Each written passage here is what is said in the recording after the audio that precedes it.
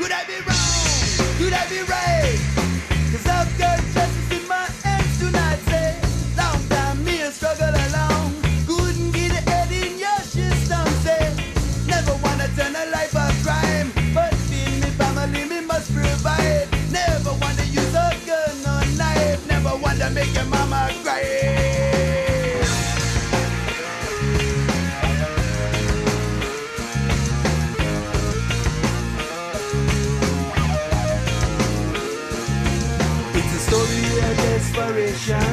With love as its motivation. The irony in my This event creates another opportunity for more kids to come up to compete for the U.S. team and be a part of, you know, the real USA surf team on the international stage. Trestles, it's a pretty good wave. It's like good for doing lots of maneuvers and turns and stuff like that.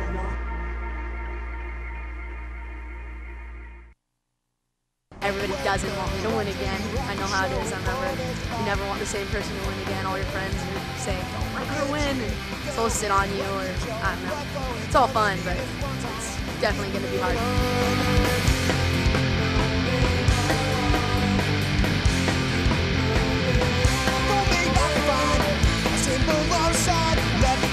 Everything's okay. I guess I found the ground. A piece of solid ground. Let me know before you put me down.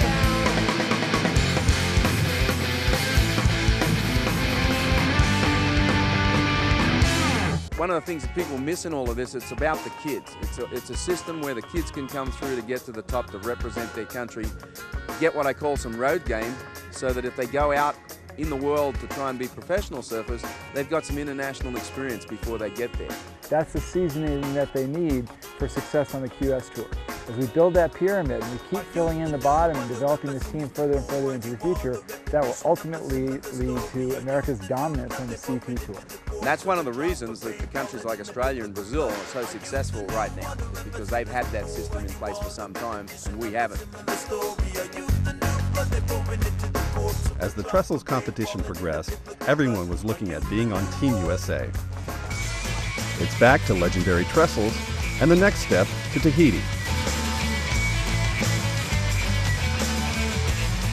I can tell you right now, at this year at Trestles, there were certain individuals that clearly were head and shoulders above the others. The Gadauskas brothers.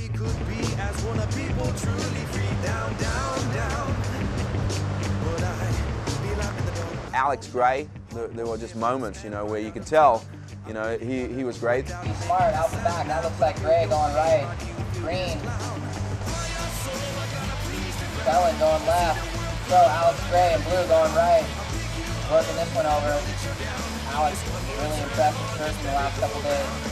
Green, Ellison working his left all the way through. And in the girls, specifically, I mean, you know, Karina Petroni and Erica Orsini.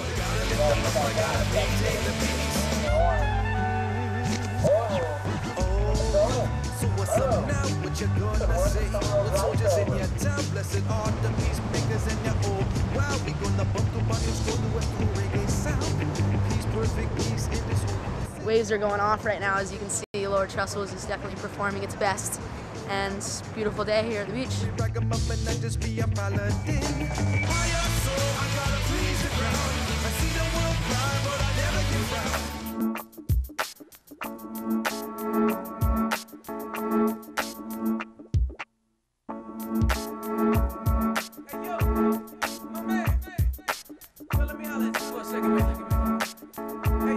She was #1 in Anasazi, Hawaii before the attack happened, and she was on her way, to being in the top of the women's division there. I don't like to just go easy on everyone. Like, I try to do my best and just be as competitive as I can be. She doesn't have a give up or quit bone in her body. You know, from the day she got on a longboard, first attempt, you could see the fire in her eye, and she's just ready to live her dream. You know? She hasn't given up on her dream.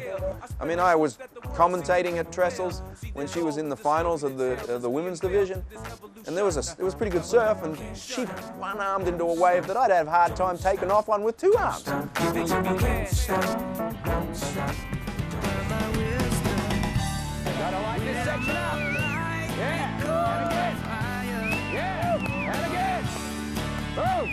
know, the days are passing, and our kids are still in, you know? And the kids in the repechage rounds, they're scratching their way through. You know, the team is, as PT would say, has shown up. You know, we did great today. Nick and Jeremy surfed great in their heat together. Dane had a great heat himself. I'm so stoked on the way the girls are surfing. I think that for sure, them as a team they're probably the best surfers, I think, for the girls in this entire contest. Oh, the competition's insane. I've seen all the girls out in the water, and everybody's pushing each other more and more. So everybody's level of surfing is going up, and it's incredible. Gotta hit the big hit here. Every day we got the points, you know, and where the team's placed. And all of a sudden we're like in the top 10. We're going, no way, we're in the top 10. You know, we're gonna do better than we did last time, you know? Then we're like 6th, you know? Then we're top 5. And, you know, it's 3 or 4 days into the deal, and PT's going, hey, we might get a freaking medal, kids. We may have lost 1 or 2 kids that day, but he really just reassured us that we're solid right now, and then we're gonna win medals. We got 4 kids to the finals, the 12 slots. I mean, that's pretty unreal considering where we'd come from. We got 4 kids to the medal rounds. I got them all together and I said, look, just realize you're gonna go out there and just give it everything you've ever got. Because I tell you, you may never have this chance again. To get to the medal rounds in any sport is a once-in-a-lifetime chance. You know how many hundreds of people that you beat to get where you are right now. So go out. The experience was wonderful, but it would be much better with a medal. I think what I'll remember most and leave here with is how beautiful the place is, all the friends we've made, just everybody who surfs here, just remembering all them and hopefully seeing them at other contests in different countries again and stuff, and hopefully leave here with a medal. Well, hopefully we can get a medal, but if we don't, I guess we'll just try harder next year. And just right now we're doing pretty good though, so hopefully we can. You know, this isn't any normal contest. It's the World Championships, you know, and just to be here and be a part of it, it's an amazing feeling.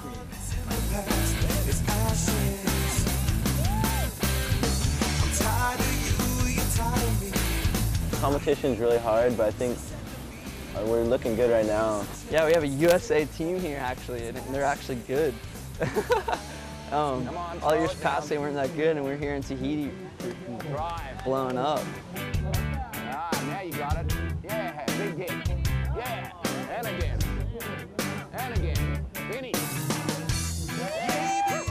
I remember one night I came back with the results. They're going, hey PT, check this out. We're like tied for 3rd. I mean, we might actually get the bronze medal here.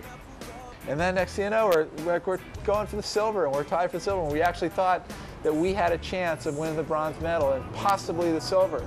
The team spirit was at that point at high fever because all of a sudden they all realized we're all a piece of these medals. If one of those guys, if Tanner wins a medal, I was a piece of that.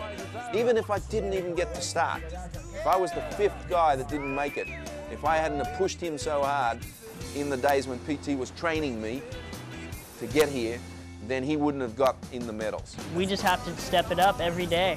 And it seems to me like if we just stay in the game and don't get eliminated, we're gonna win the medals. And I don't see any problem of us not doing that. I know this team's going to get medals, so we just have to. We're too incredible not to get medals. And at that last day when we're just advancing and advancing, and the kids are, the intensity levels coming up and up and up and up, it's like nobody ever peaked. It was sky was the limit. The kids kept getting more and more and more intense. Every time some of those other countries lost somebody into the losers rounds, we just ran over them. We just didn't, you know, that we'd come in there and we'd just gobble them up and move on. The kids had their game face on, and they kept it on to the finish. It was so cool.